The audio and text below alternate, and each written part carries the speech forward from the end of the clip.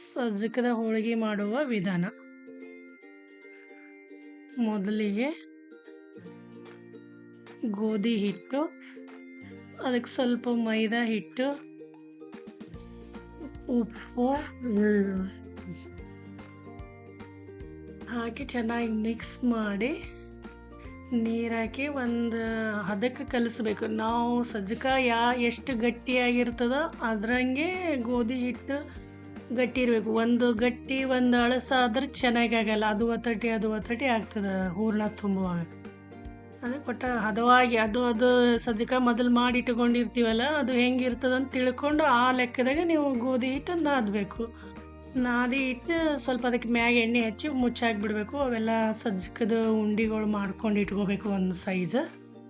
ಅದಕ್ಕೆ ತಕ್ಕಷ್ಟು ನಿಮಗೆ ಅದು ಉಂಡೆ ಲೆಕ್ಕಕ್ಕೆ ನೀವು ಕಣಕ ತಗೊಂಡು ರೌಂಡ್ ಮಾಡ್ಕೊಂಡು ಅದಕ್ಕೆ ಸ್ವಲ್ಪ ಎಣ್ಣೆ ಹಚ್ಕೊಂಡು ಕೈಗೆ ಹತ್ತಲಾರ್ದಾಗ ಒಂದೊಂದು ಉಂಡೆ ತಗೊಂಡು ಚೆನ್ನಾಗಿ ರೌಂಡ್ ಮಾಡ್ಕೋಬೇಕು.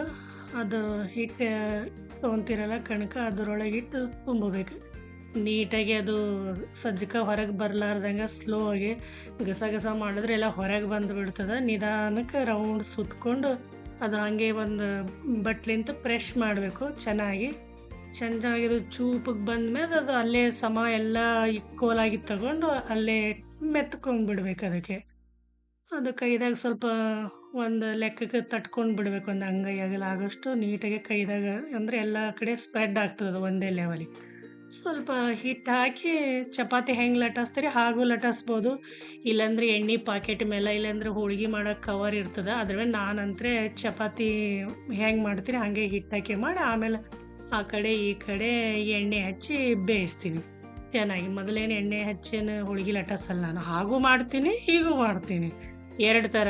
ಸುಮ್ಮನೆ ಚಪಾತಿ ಮಾಡಾಗ ಇತ್ತು ಸಜ್ಜಕ ಮಾಡಿದ್ದು ಅಂಥೇಳಿ ಹಂಗೆ ಅದಕ್ಕೂ ಯೂಸ್ ಆಗಂಗೆ ಮಾಡ್ಕೊಂಡು ಬಿಡ್ತೀನಿ. ಬೆಳಿಗ್ಗೆ ಬಿಸಿ ಸಜ್ಜಕ ತಿಂದುಬಿಡ್ತೀವಿ, ಆಮೇಲೆ ಸಾಯಂಕಾಲ ಚಪಾತಿ ಮಾಡ್ಲಕತ್ತೇವಂದ್ರೆ ಅದ್ರಾಗೆ ಇಟ್ಟು ಹೋಳಿಗೆ ಮಾಡ್ಕೊಂಡು ಬಿಡ್ತಿದ್ದೇವೆ. ಈ ಥರ ಮಾಡ್ಕೋಬೇಕು. ಅದಕ್ಕೆ ನಿಮಗೆ ಸಜ್ಜಕ ಹೆಂಗೆ ಮಾಡ್ಬೇಕಂತ ಗೊತ್ತಾಗಬೇಕಂದ್ರೆ ಇನ್ನೊಂದು ಸಲ ಹೇಳ್ತೀವಿ. ಈಗ ರೆಡಿ ಇತ್ತು, ನಾವು ಹೀಗೆ ಮಾಡಿದ್ದಕ್ಕೆ ಅಷ್ಟೇ ವಿಡಿಯೋ ಮಾಡಿ ತೋರಿಸ್ತೀವಿ. Thank you. ಚೆನ್ನಾಗಿದೆ.